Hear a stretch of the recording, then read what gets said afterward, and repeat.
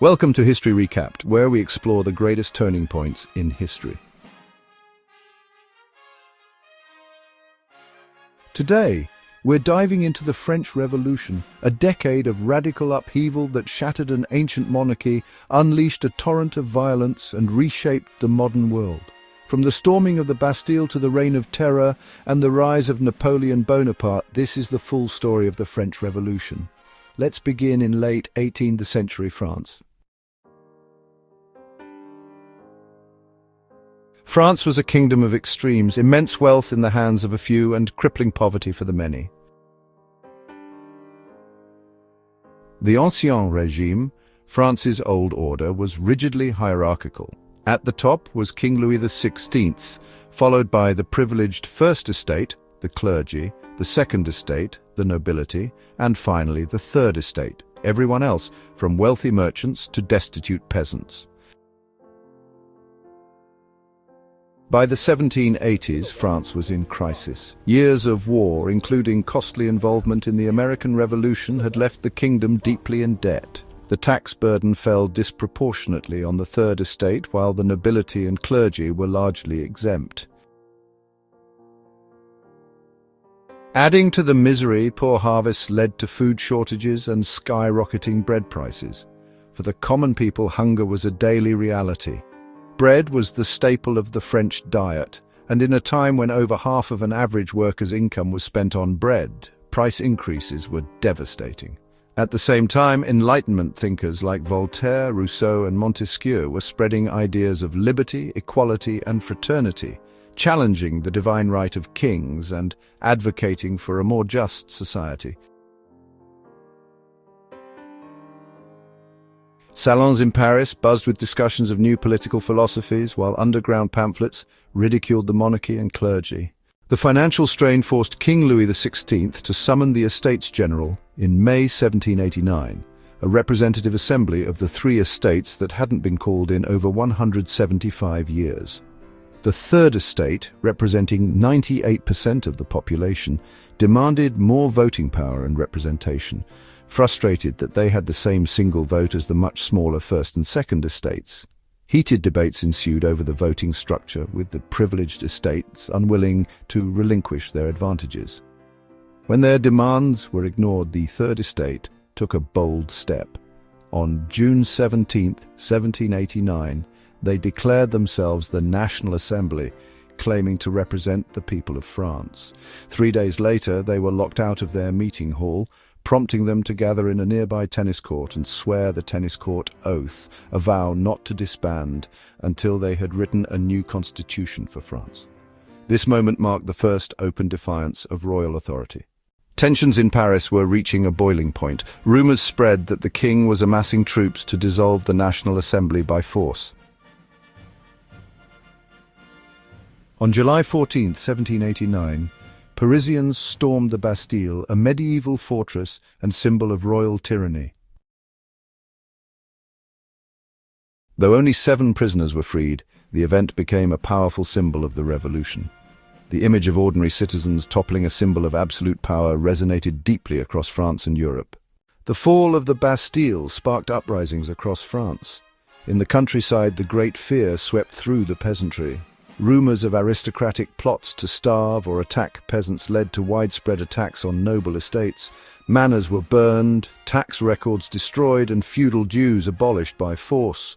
The revolutionary fervour was no longer confined to Paris, it had become a nationwide movement. In August 1789, the National Assembly issued the Declaration of the Rights of Man and of the Citizen. Inspired by Enlightenment ideals and the American Declaration of Independence, it proclaimed that all men are born free and equal in rights, with guarantees of liberty, property, security, and resistance to oppression. The Declaration became a foundational text for modern human rights. But the revolution was just beginning. In October 1789, thousands of Parisian women, frustrated by food shortages and the king's indifference, marched to Versailles in what became known as the Women's March. They demanded bread and confronted the royal family. Under immense pressure, the royal family was forced to return to Paris, effectively placing them under house arrest in the Tuileries Palace. The following years saw the National Assembly work to draft a constitution. In 1791, a constitutional monarchy was established, limiting the king's power and creating a legislative assembly. However, distrust of the monarchy persisted. In June 1791, the royal family attempted to flee France in the flight to Varennes, but were caught and returned to Paris. The escape attempt was seen as a betrayal, and the king's image suffered irreparable damage. Meanwhile, revolutionary fervor was spreading. Radical political clubs like the Jacobins and Cordeliers gained influence, demanding more radical changes. Prominent figures like Maximilien Robespierre, Georges Danton, and Jean-Paul Marat rose to prominence, championing the cause of the sans-culottes, the working-class revolutionaries who wore long trousers as a symbol of their rejection of aristocratic fashion. In April 1792, revolutionary France declared war on Austria, fearing a coalition of monarchies would invade to crush the revolution. The war went poorly at first, and paranoia about foreign plots and internal treason escalated.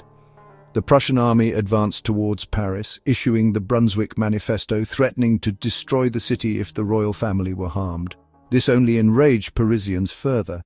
On August 10, 1792, the monarchy effectively fell. Parisian crowds stormed the Tuileries Palace, slaughtering the king's Swiss guards. The royal family was imprisoned, and the National Convention was established to replace the monarchy with a republic. France was now officially a republic, but it was far from stable. That September, in a climate of fear and hysteria, mobs executed thousands of prisoners in what became known as the September massacres. Among the victims were nobles, priests, and anyone suspected of counter-revolutionary activity. The violence was seen as a preemptive strike against potential conspiracies. On January 21, 1793, King Louis XVI was tried for treason and executed by guillotine. His wife, Marie Antoinette, met the same fate later that year. The execution of the king sent shockwaves across Europe, with monarchies uniting to oppose the French Republic. The revolution had entered its most radical and violent phase, the Reign of Terror. Led by the Committee of Public Safety, with Robespierre at its helm, the Reign of Terror sought to purge France of internal enemies. Revolutionary tribunals were established, and the guillotine became a common sight. Between 1793 and 1794, tens of thousands were executed, including Queen Marie Antoinette, revolutionary leaders like Danton and Desmoulins, and countless ordinary citizens. No one was safe. Accusations of counter-revolutionary sympathies could lead to death. The revolution's motto of liberty, equality, fraternity was now overshadowed by fear, suspicion, and ideological purity. Robespierre, once a defender of the people, became increasingly dictatorial.